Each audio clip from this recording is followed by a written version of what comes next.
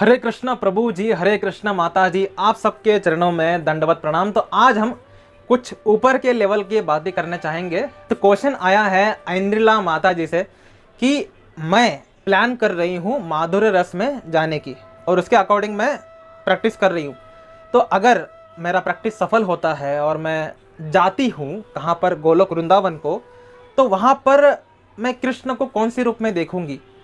क्योंकि जो व्यक्ति कृष्ण को वात्सल्य रूप में देख रहा है, कृष्ण मेरे बच्चे हैं, तो कृष्ण को बाल गोपाल रूप में देख रहा है और उनसे ही उसको आसक्ति हो गई और वो भाव अवस्था में आ गया और वो शरीर छोड़ दिया, तो वहाँ पर जा करके भगवान कृष्ण जी के माता पिता बनेगा। तो वो माता पिता बनेगा तो जब वो आएगा गोलोक वृंदावन में, तो उसको कृष्ण किस रूप में दिखेंगे? कुछ ऐसे भी लोग हैं जो भगवान कृष्ण जी को गुरु के रूप में मानते हैं, जो भगवत गीता समझाने वाले कृष्ण हैं उनको बहुत मानते हैं। तो वो लोग अगर शरीर छोड़ दे तो भगवान उनको किस रूप में दिखेंगे? तो ऐसे और एक कैटेगरी है जो भगवान को अपना मित्र मानते हैं, तो उनको भगवान किस रूप में दिखेंगे? क्या एक ही वक्त में भगवान हर एक को अलग अलग रूप में दिखते हैं? एग्जैक्टली क्या होता है? चलो समझते हैं। अभी करंटली गोलोक वृंदावन में भगवान कृष्ण जी का जो एज है वो है 16 ईयर्स, यानी 16 ईयर्स के युवा तरुण हमारे भगवान कृष्ण है। और राधा रानी 15.2 ईयर्स तक है, या राधा रानी छोटी है। राधा कृष्ण 15-16 ईयर्स तक ही एकदम यंग, दिखने में अत्यंत ब्यूटीफुल, वृंदावन में आराम से मज़े कर रहे हैं, सारे भक्तों को मज़े दे भी रहे हैं। तो ऐसे वक्त में वहाँ पर मैं लैंड हो गया जो कि वात्सल्य रस में था, और देखा भगवान कृष्ण और राधा रानी 15-16 ईयर्स के हैं, लेकिन मैं तो बाल गोपाल को पोसता था, धरती पर बाल गोपाल को पोसता था। तो मैं ये क्या 15-16 साल की कृष्ण, बाल गोपाल कृष्ण कहाँ है? तो क्या मैं दुखी होऊंगा वहाँ पे? नहीं।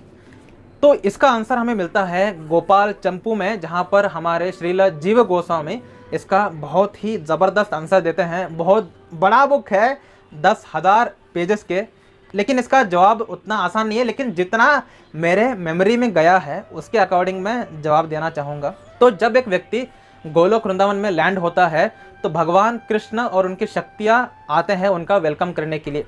तो यहाँ पर वो आत्मा आया, सब लोग ढोल पीट रहे हैं, कुछ लोग पुष्प वर्षा कर रहे हैं कि कितने ही करोड़ों वर्षों के बाद कुछ जीवात्मा वापस आ गया गोलोक वृंदावन में।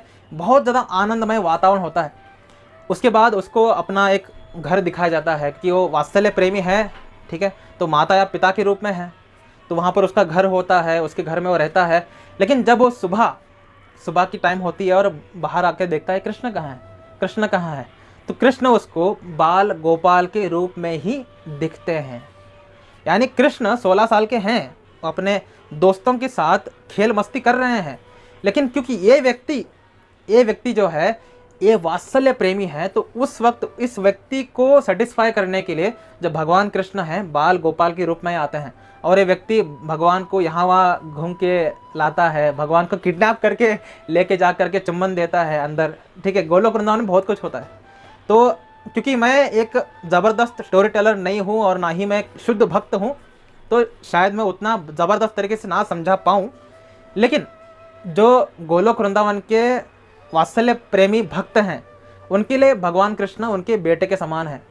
तो भगवान कृष्ण को जब देखते हैं कि भगवान कृष्ण अकेले हैं, तो भगवान कृष्ण को उठा करके अंदर ले जाते हैं और उनको खाना खिलाते हैं, दूध पिलाते हैं, माखन खिलाते हैं, सब कुछ करवाते हैं।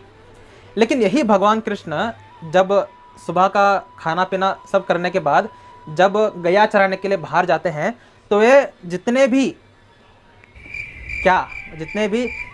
भी सखा दोस्त हैं उनके नज़रों में भगवान कृष्ण बिल्कुल उन्हीं की तरह दिखते हैं जो उनका एज है।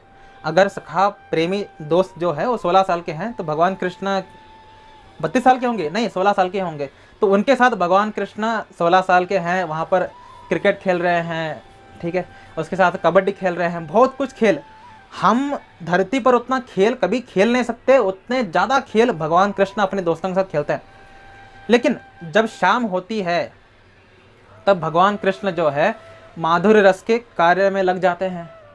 तो एक अलग अलग टाइमिंग्स हैं, जैसे सुबह 7 बजे से या 6 बजे से सुबह के 8-9 बजे तक, अगर मैं धरती का टाइम में इसको इमेजिन करूं, तो यहाँ पर होंगे हमारे वात्सल्य प्रेमी डेवोटीज के साथ कृष्ण होंगे। उसके बाद पूरा दिन शाम तक वो होंगे सखा रस के डेवोटीज के साथ। उसके बाद नाइट में वो होंगे माधुर्य रस के डेवोटीज के साथ। और जितने भी डेवोटीज के साथ जब कृष्ण नहीं होते हैं, यानी मॉर्निंग के टाइम में जब माधुर्य रस के डेवोटीज के साथ कृष्ण नहीं है, तब माधुर्य रस के डेवोटीज इतना विरह अनुभव करते हैं, इतना रोते हैं कि कृष्ण के बिना जीना कितना मुश्किल है।